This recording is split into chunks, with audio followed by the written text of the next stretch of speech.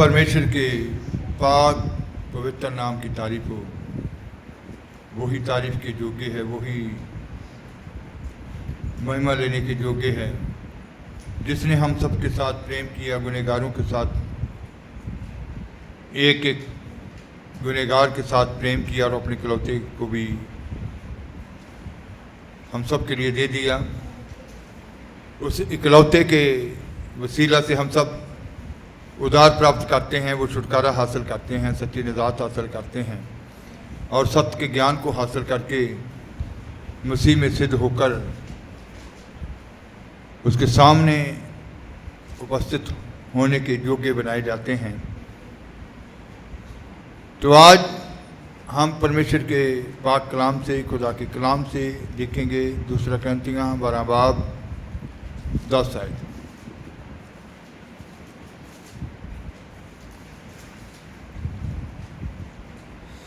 इस कारण मैं मसीह दे लई निर्बलताइयां उत्ते, मेहनियां उत्ते, तंगियां उत्ते, सताए जाण उत्ते, संकटां उत्ते प्रसन्न हाँ, क्योंकि जदों मैं निर्बल हुंदा हाँ तदों ही समर्थी हुंदा हाँ। इस कारण मैं मसीह के लिए निर्बलताओं में लिखा गया कि मसीह के लिए निर्बलताओं में और निंदाओं में और दृढ़ता में और उपद्रवों में और संकटों में प्रसन्न हूँ, क्योंकि जब मैं निर्बल होता हूँ तभी बलवंत होता हूँ। जब मैं निर्बल होता हूँ तब ही बलवंत होता हूँ। तो ये जो निर्बलता है, जब हम खुदा के बीच में होते हैं, मसीह में चलने वाले वो सब बेटे बेटियाँ, जब जब भी वो कमज़ोर पड़ते हैं, निर्बल होते हैं, तो बहुत से मसीह लोग क्या करते हैं कि जो अपनी कमज़ोरी होती है, एक तो उसको बढ़ा चढ़ा कर बताते हैं दूसरों को। उतनी कमज़ोरी होती नहीं है जितनी वो बताते हैं। खुदा के खादमों के आगे भी वो बहुत उसको बढ़ा चढ़ा कर पेश करेंगे कि शायद हमारे लिए जो थोड़ा है ना कि और भी, लेकिन जो कमज़ोरी होती है, यहाँ पौलुस कह रहा है, इसको आज समझना है कि जब जब मैं निर्बल होता हूँ तब तब मैं क्या होता हूँ, सामर्थी होता हूँ। कमज़ोरी, अपनी कमज़ोरी को कभी भी दूसरों के ऊपर ज़ाहिर नहीं करना चाहिए। बहुत सारे दूसरे विश्वासियों के आगे वो अपना, पंजाबी में कहते हैं कि रोना रोंदे रहना, है ना। तो इसका मतलब है कि वो अपनी ज़बान से ही अपने आप को उन्होंने ऐसा कर लिया है कि हर समय अपने लिए वो कमज़ोर बातें ही बोलते रहना, अपने लिए नहीं, ऐसे नहीं। मैंने कुछ लोग ऐसे भी देखे हैं कि वो कहते हैं कि ये हो गया जी, दुआ कर दो, दुआ आमीन भी बोल देंगे तब भी वो अपना रोना। इसका मतलब वो आमीन जो कहा था उसके ऊपर विश्वास नहीं किया ही नहीं, दुआ की तरफ ध्यान ही नहीं कि क्या अल्फाज खुदा के खादमों ने हमारे लिए कहे हैं। और फिर दुआ ख़त्म होने के बाद फिर से वैसे ही हम वो बात करी जा रहे हैं। इसका मतलब है कि उस कमज़ोरी जो हमारे अंदर जो कमज़ोरी है, हम उसको बहुत कुछ लोग बढ़ा चढ़ा के, बड़ा करके पेश करते हैं। जितना हम उसको छोटा करके देखेंगे, जितना भी उसको कि ये कुछ नहीं है, क्योंकि यहाँ पौलुस ने इस आयत को फिर से पढ़ेंगे एक बार। इस कारण मैं मसीह दे लई निर्बलताइयां उत्ते, मेहनियां उत्ते, मेहने, है ना। तो इसका मतलब है कि जब खुदा के लोग कमज़ोर होते हैं तो फिर दूसरे साथी लगा लीजिए, या परिवार के मेंबर लगा लीजिए, या गली के लोग लगा लीजिए, या जिनके साथ हमारा उठना बैठना है उनमें से लगा लीजिए कि वो तू तो दुआ बड़ी करता है, फिर तेरे साथ ऐसे क्यों हो गया, तू तो हर त्योहार संगति भी करता है, तेरे साथ ऐसे होना नहीं चाहिए, तू तो हर त्योहार संगति में भी जाता है, तूने तो कभी नागा भी नहीं किया, है ना। तंगियाँ, पैसे की शॉर्टेज आ गई, तू तो इतना दान भी देता है, फिर तेरे साथ ऐसा क्यों हो गया, ऐसा होना नहीं चाहिए, है ना। तो इसका मतलब है कि दूसरों की बातें जो है वो और इंसान को कमज़ोर करती हैं। अगर ईमान अंदर हो कि नहीं, ये जो मेरे अंदर कमज़ोरी आई है मुझे बलवंत बनाने के लिए आई है, मेरे अंदर नई ऊर्जा भरने के लिए आई है, मेरे अंदर वो नई ताकत भरने के लिए आई है।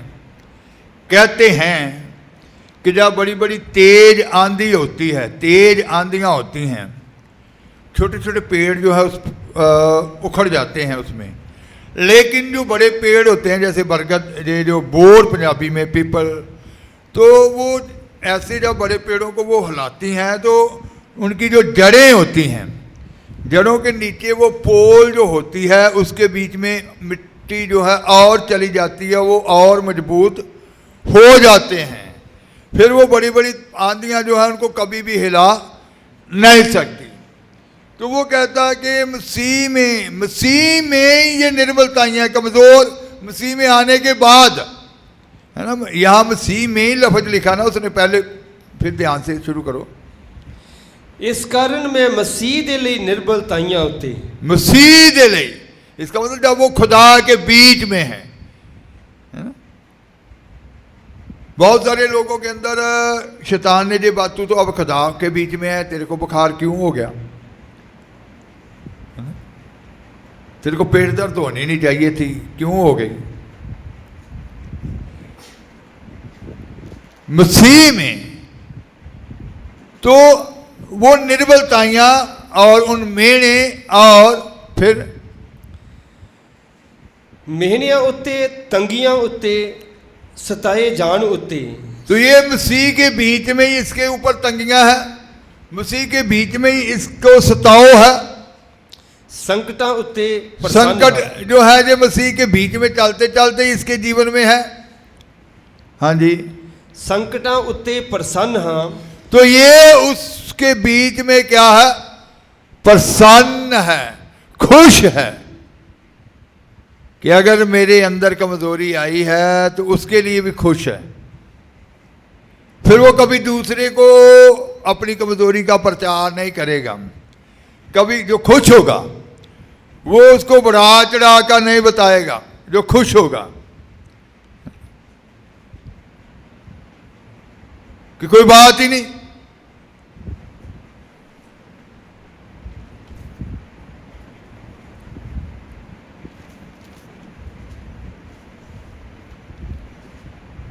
यीशु मसीह को जब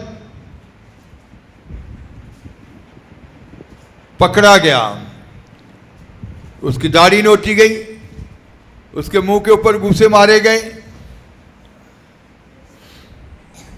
बेइज्जत किया गया, तो आज के विश्वासी, आज के मसीह क्या सोचेंगे, ये जो विरोधी तेरे ऊपर ऐसे हो रहे हैं, तेरी दुआ कम होगी इसलिए ऐसे हो गया, ऐसे ऐसे सोचेंगे ना, दुआ कम होगी। लेकिन वो खुदा की इच्छा थी कि उसके साथ ऐसा हो। तो कहता कि जब जब मैं निर्बल होता हूं तभी मैं क्या होता हूं, सामर्थी होता हूं। ऐसे कहा उसने,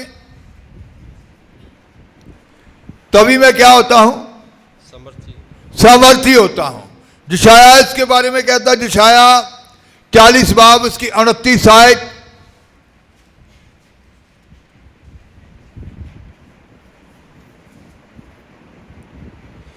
ਉਹ ਹੁੱਸੇ ਹੋਏ ਨੂੰ ਬਲ ਦਿੰਦਾ ਹੈ ਅਤੇ ਨਿਰਬਲ ਦੀ ਸ਼ਕਤੀ ਵਧਾਉਂਦਾ ਹੈ। वह हुस्से हुए को बल देता है। हाँ जी, 40 की 29, वह हुस्से हुए को बल देता है और निर्बल की शक्ति को बढ़ाता है। हाँ जी, वह थके हुए को बल देता है, वह थके हुए को बल देता है और शक्तिहीन को बहुत समर्थ देता है। शक्तिहीन को बहुत समर्थ देता है। तो इसका मतलब है कि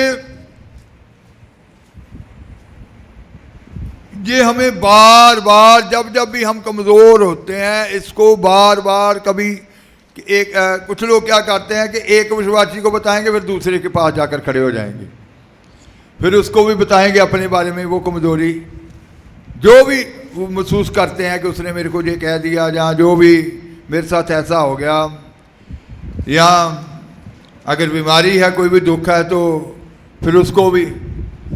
तो इसका मतलब है कि ये आपकी एक कमज़ोरी है, उसी निर्बलताई में ही आपको समर्थी बनना है। वही निर्बलताई जो है, वही कमज़ोरी जो है आपको ताकत में लाने के लिए है, वही आपको बलवंत बनवाने के लिए है। वो थके हुए को, हुस्से हुए को क्या करता है? बल देता है।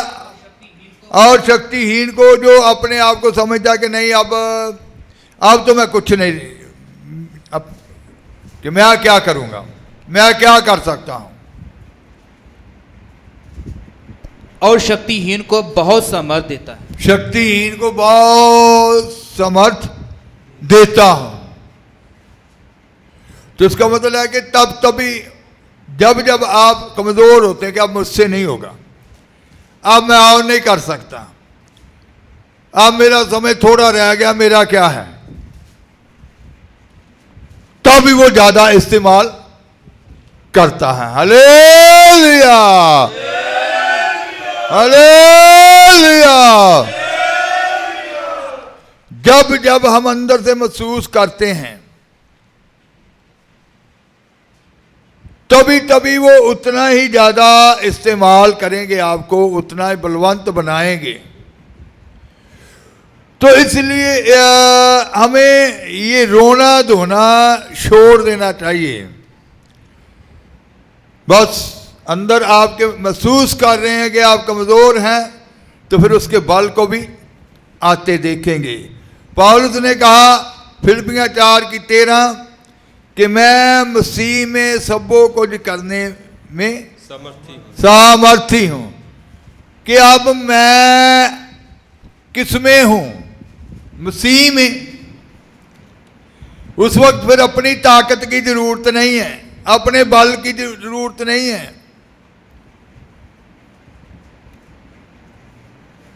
एक दुआ होती है करवानी, एक होती है करनी, दोनों में अंतर होता है।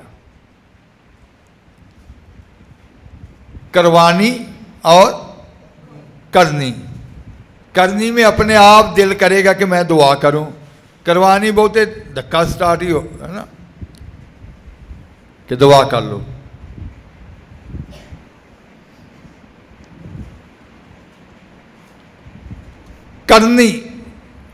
करनी वाला बल अंदर आना चाहिए कि अपने आप ही दिल करे कि मैं समय हो गया है दुआ में जाऊं।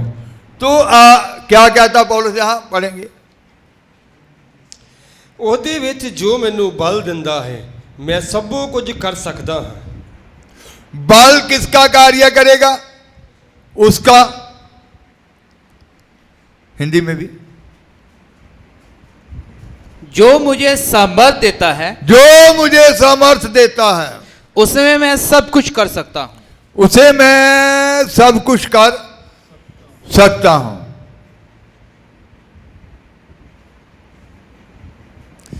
आप गाड़ियों का इस्तेमाल करते हैं, मोटरसाइकिल, ये एक्टिवा या कार गाड़ी, तो उसका बल जो होता है उसके फ्यूल में, जो उसके अंदर पेट्रोल या डीजल होता है उसके अंदर होता है। पेट्रोल डीजल उसकी गाड़ी के बीच में नहीं होगा तो वो फिर कभी भी चल नहीं पाएगी।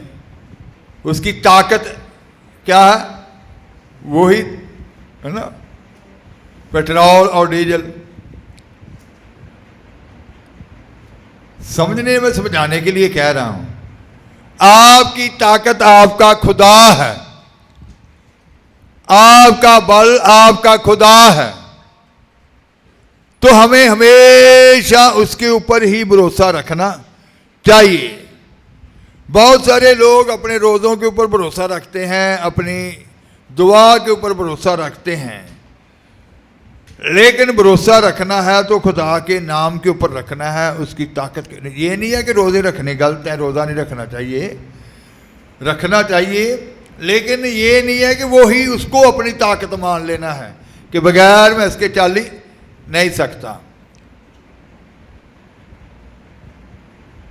तो मेरे कहने का मतलब है कि जब जब हम कमज़ोर होते हैं तो फिर कमज़ोरी को बार बार जब अपनी ज़ुबान से दोहराते रहते हैं तो वो ही अपनी ज़ुबान का ही हमारे ऊपर असर होता है, वो ही अपनी ज़ुबान के बुने जाल ही हमारे लिए होते हैं जो हमारी कमज़ोरी बन जाते हैं। क्योंकि हर समय हमने कभी पॉजिटिव बोला ही नहीं, कहा ही नहीं है अपनी ज़ुबान से, हम दूसरों के आगे भी कभी पॉजिटिव बात की नहीं है, विश्वास वाली बात की नहीं है, दिलेरी की बात की नहीं है। अपनी ज़ुबान से ही हम बस कमज़ोरी, अपनी कमज़ोरी को जो फ़ोन के ऊपर भी दूसरे विश्वासियों के साथ या रिश्तेदारों के साथ भी वही बात बार बार, एक दिन में जो 10 फ़ोन आ गए 10 के आगे वही अपनी बात ही दोहरा देनी, तो इसका मतलब है कि अपनी बातों के कारण ही बहुत कमज़ोर रहते हैं। बस ये समझ लेना कि ये दुख जो है, ये दुख मुझे समर्थी बनाने के लिए है। जब मैं नई नई सेवा शुरू की थी, एक पॉइंट मैं आपको बताता हूँ। तो पहली बंदगी जब 21 जुलाई 1999 को की तो जितने भी परिवार के लोग थे, रिश्तेदार थे, वो सब चले गए। फिर उसके बाद वहाँ मैं अकेला ही रह गया पूरे घर में। तो मेरे को बुखार आ गया। तो एक लड़का था पवे का, तो वो दोपहर के वक्त उसने आना कि ब्रदर जी पानी पीना है, तो बस उसने चले जाना। वो ड्यूटी करता था तो पानी पूछ कर चले जाना। मैंने ऐसे पड़े रहना। तो एक दिन मैं उठकर बाहर ज़मीन के ऊपर ऐसे बैठा था, तो मैंने देखा कि सोजिश, मेरे मन में विचार आया कि कहते हैं कि जब इंसान मरता है उस वक्त उसके शरीर को सोज पड़ जाती है।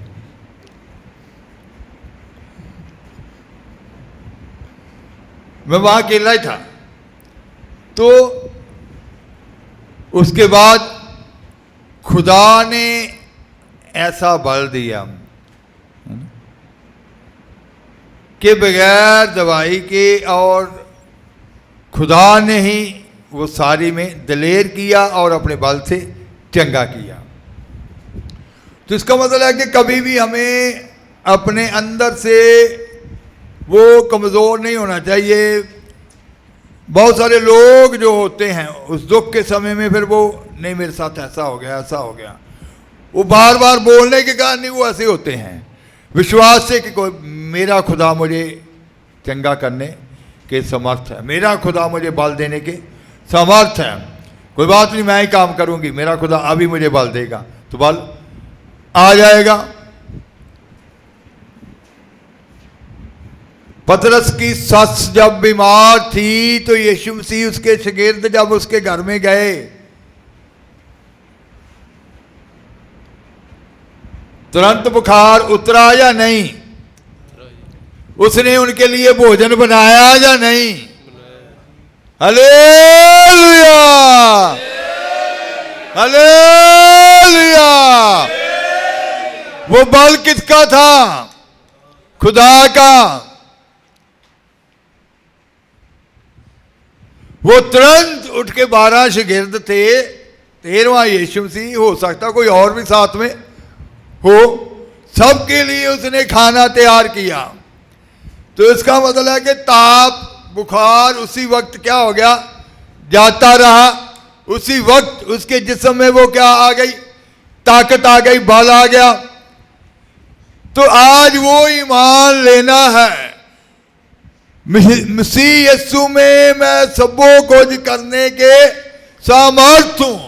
तो ये ईमान जब आप बीमारी की हालत में भी हैं, दुख की हालत में भी हैं, मेहमान आ गए, खादम आ गए, आप कहते हैं कि नहीं कोई बात नहीं, थोड़ा सा तू चाय बना दे, कोई मेरे से उठा ही नहीं जा रहा है ना। जब पहले ही ज़बान पे ऊपर ऐसा अल्फाज आ कि मेरे से उठा ही नहीं जा रहा, फिर उठने की हिम्मत कहाँ से आएगी, फिर उठने की ताकत ही कहाँ से आएगी? कि वो अपनी ज़बान के कारण नहीं आप कमज़ोर हैं।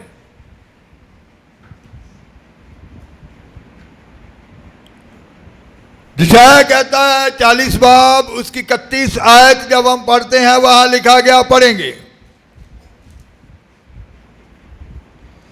पर यहोवा ਦੇ ਉਡੀਕਣ ਵਾਲੇ ਨਵੇਂ ਸਿਰਿਓਂ ਬਲ ਪਾਉਣਗੇ, ਉਹ ਉਕਾਬਾਂ ਵਾਂਗੂ ਖੰਭਾਂ ਉੱਤੇ ਉੱਡਣਗੇ, ਉਹ ਦੌੜਨਗੇ ਤੇ ਨਾ ਥੱਕਣਗੇ, ਉਹ ਫਿਰਨਗੇ और हुस्सनगे नहीं। परंतु जो यहोवा की बाट जोते हैं, यहोवा की बाट जोते हैं, उनकी नजर ऊपर लगी हुई है। खुदा तू ही सारी बीमारी में, सारी कमजोरी में तू ही मुझे समर्थ देने वाला खुदा है। वह नया ये जिस्म जो है, ये जिस्म आपके ब्लड के अंदर, ब्लड किसका है? यीशु का।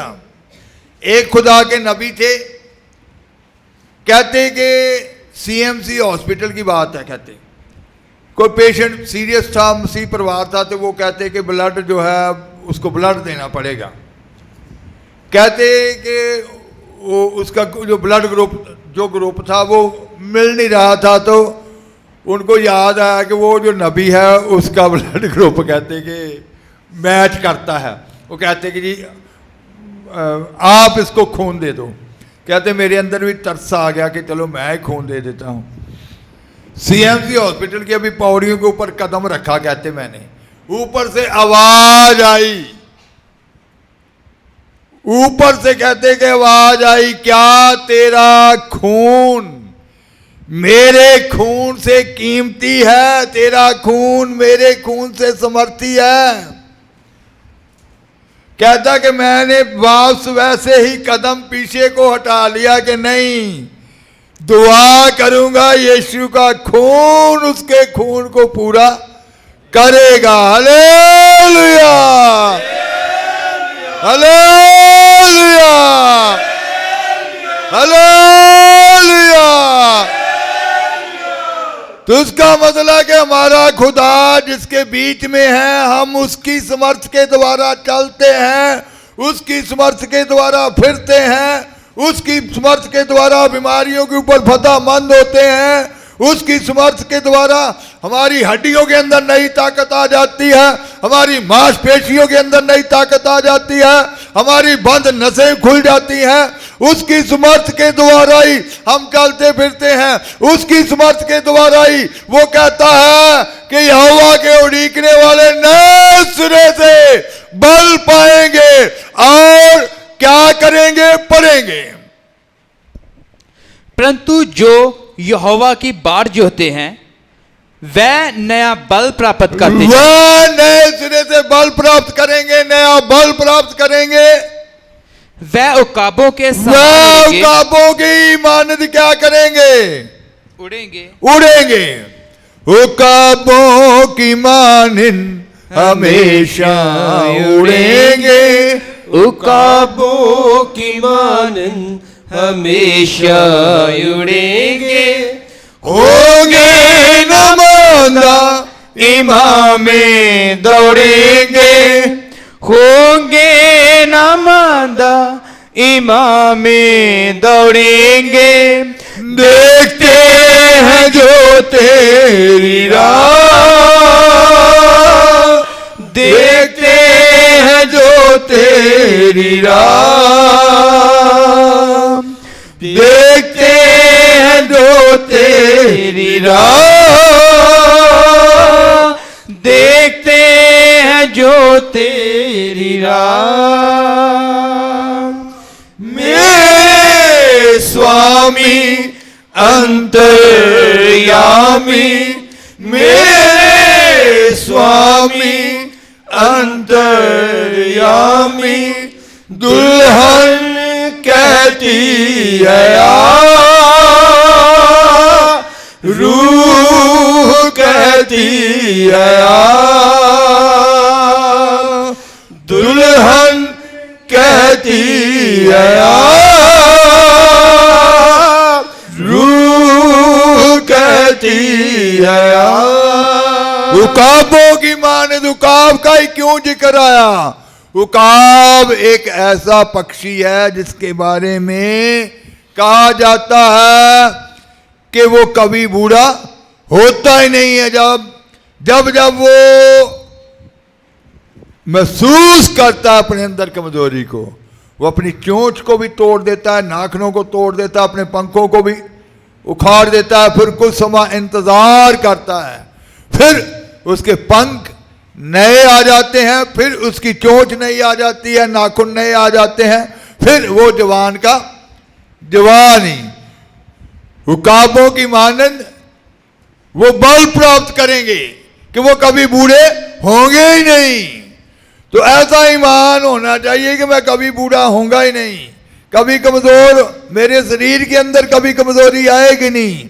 जब भी मैंने इस संसार से कूच करना है, चलते फिरते ही करना है, मैंने कभी मंडी के ऊपर, चारपाई के ऊपर कभी भी पड़ना नहीं है। ये ईमान होना चाहिए। अपनी जुबान से ये बातें बोलनी चाहिए कि मैं नहीं कभी भी चारपाई के ऊपर भी पड़ूंगी, मेरा खुदा जब खड़ेगा चलते फिरते ही मेरे को लेकर जाएगा, मेरे अंदर वो बल हमेशा कार्य करेगा। Hallelujah, hallelujah. तो ऐसे विश्वास से हमारे अल्फाज अंदर से निकलने चाहिए। निर्बलताइयों के बीच में अपनी निर्बलताइयों का प्रचार नहीं करते जाना चाहिए। दूसरों को ये नहीं कहते रहना चाहिए हाय मर गया, हाय मेरे साथ ये हो गया, पता नहीं बुखार जा ही नहीं रहा, पता नहीं क्या हो जाएगा मेरे साथ। ये बातें कभी नहीं करनी चाहिए। बल्कि विश्वास, दृढ़ विश्वास,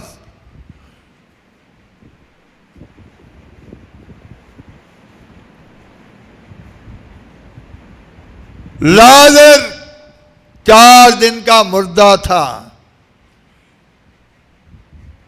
मांस गल सड़ गया था कि या नहीं? 4 दिन के मुर्दे से वो कहती कि अब तो उसमें सड़ियाद आती होगी, वो गल सड़ गया होगा, कब्र में से गला सड़ा निकला था या?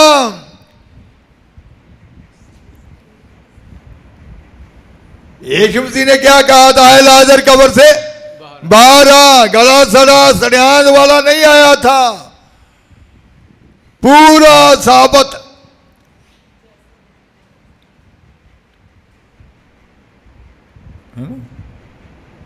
ना तो उसका मांस ऊपर से गला था, कोई कीड़ा नहीं, कोई कुछ नहीं, बिल्कुल सही। अगर 4 दिन के मुर्दे को फिर से वो कब्र से बाहर निकाल सकता है, अपनी आपकी हड्डियों में भी, आपके मांस में भी, आपकी नसों में भी फिर से नई ताकत भर सकता है। बोलो हालेलुया, हालेलुया। तो जो छाया कहता यहोवा के उड़ीकने वाले नए सिरे से बल प्राप्त करेंगे, वो काबों की मानद क्या होंगे? उड़ेंगे, और वह दौड़ेंगे, वह दौड़ेंगे और शमित ना होंगे, कभी थकेंगे नहीं, दौड़ेंगे। ये ईमान हर समय रहना चाहिए कि नहीं मेरे को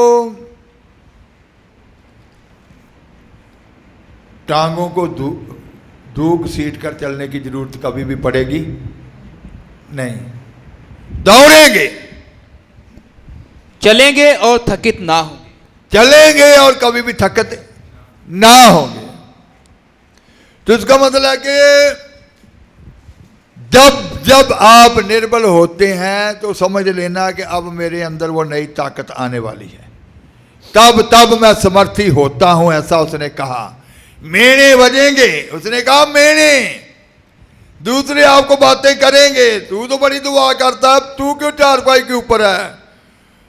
आगे से जवाब आना चाहिए कि यही कमजोरी मुझे नए बल में फिर से उकाब की तरह खड़ा करने जा रही है। Hallelujah, hallelujah. तो आज अपने अंदर उस बड़े विश्वास को लो कि आपकी ताकत के लिए ही खुदा आपको ऐसा होने देते हैं।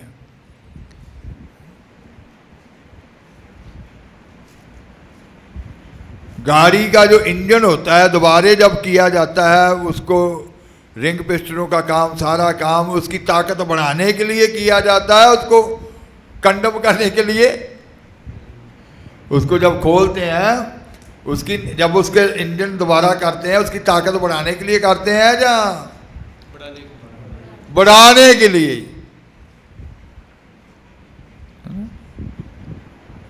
हो सकता है उसी मांदगी के द्वारा ही आपके जिस्म से वो सारी कमजोरी जानी हो, उसी ने आपके अंदर नया ईमान भरना हो,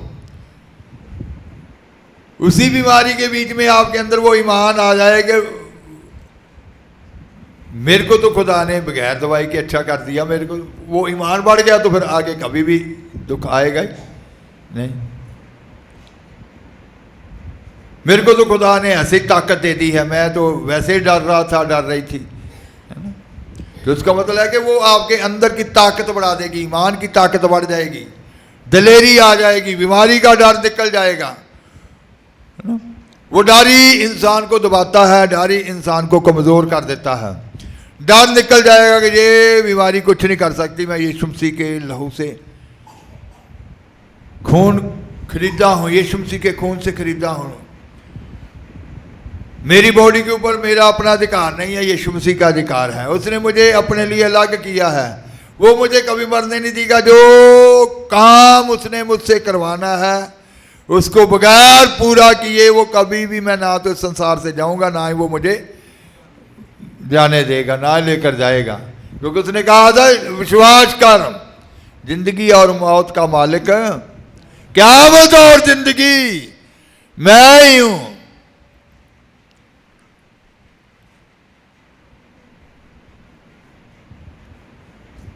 तो इसका मतलब है कि अपनी कमज़ोरी जो आपके अंदर कभी भी कमज़ोरी आए तो उसको अपनी ज़ुबान के ऊपर बार बार नहीं लाना चाहिए, दूसरों के आगे कभी भी ऐसे नहीं कि मेरे साथ ये हो गया है।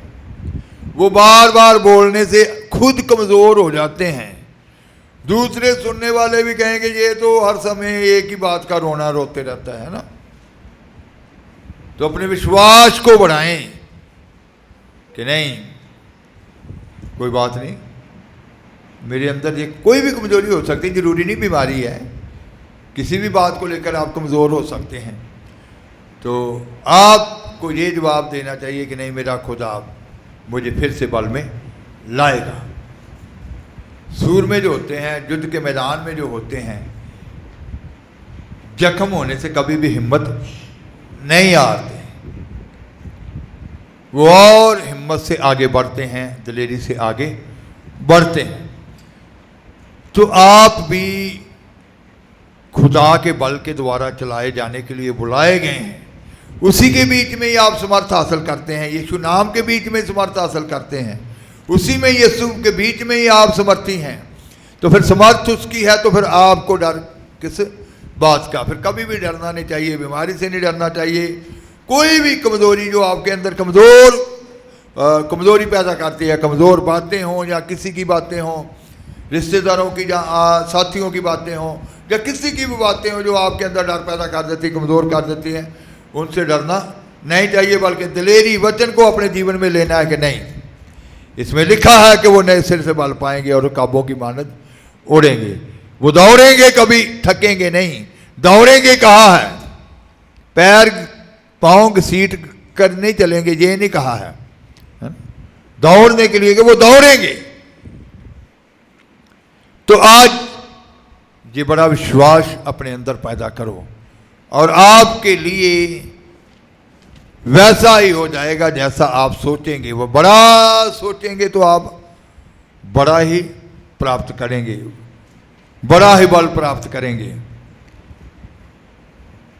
तो आज उस बड़े ईमान को लो और अपनी ज़ुबान से कमज़ोर शब्द जो आपने अपने लिए कहे हैं खुदा के आगे अब घुटनों के बल आकर दुआ करेंगे कि प्रभु मैंने अपने लिए जो भी बीमारी की हालत में या दूसरों के द्वारा कमज़ोर बातों के हालत में मैं अपने आप को कमज़ोर समझा, जब मैंने अपने लिए वो कमज़ोर बातें की, आज मैं मुझे क्षमा कर और मैं आज से तेरे बीच में सब कुछ करने के समर्थ हूँ। अपने लिए दुआ करना है कि मैं तेरे बीच में सब कुछ करने के समर्थ हूँ।